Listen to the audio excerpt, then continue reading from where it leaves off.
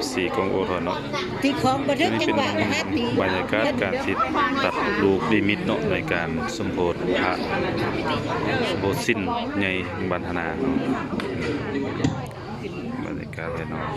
สยันโตโพธิยามโมเลสักขยานังนันติวัตเอวังตวังวิสโยโหยิสยันโสสยามังมาบุญนำกัน อ เด้ ภ อ ลังสิตามัลลังเจสิเสปัตวิโมกะเลอภิเสเกม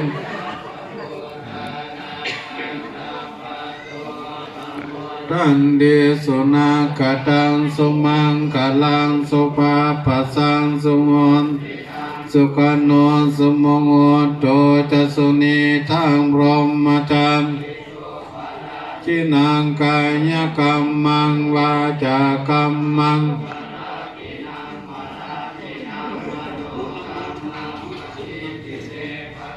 เป็นก็กำลังอะไรสุดมงคลอยู่เนาะดาเท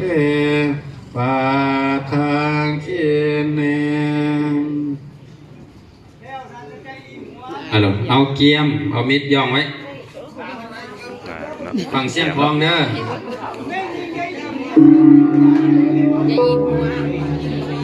งานขึ้นงานขึ้นมัน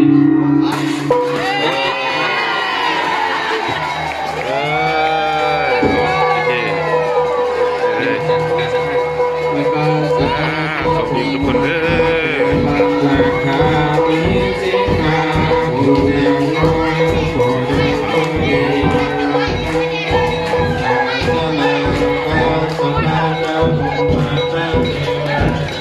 เนาะเป็นบรรยากาศในน้องเขา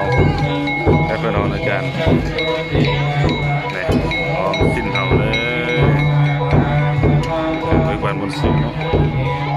แกโมมาขึ้นมาขึ้นทำกันหลายๆคน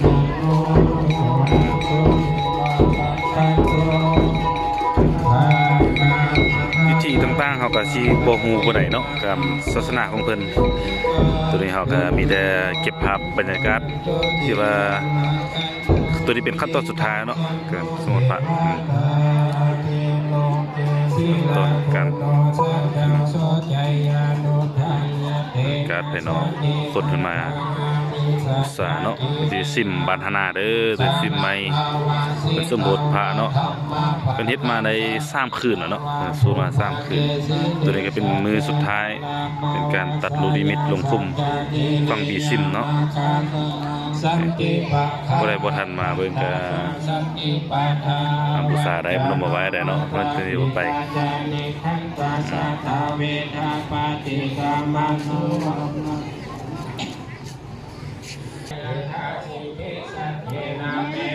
บรรยากาศทำองค์วัด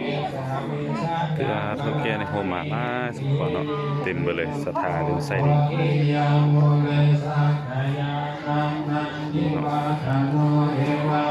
แต่ละคนเพิ่นมาเนี่ยเอาไฟซูดกันเนาะซูดข้ามคืนเนาะเมื่อคืนนี้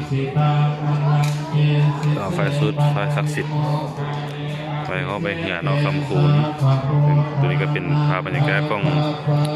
ภายในวัดวัฒนาเขาตัวนี้ก็เป็นฮอแจ๊กเนาะเนาะคือเดี๋ยวก็ฟังไปโอ้งานโยมมานั่งสู้คนข้ามปีเดือนนี้เลยเนาะครบถ้วน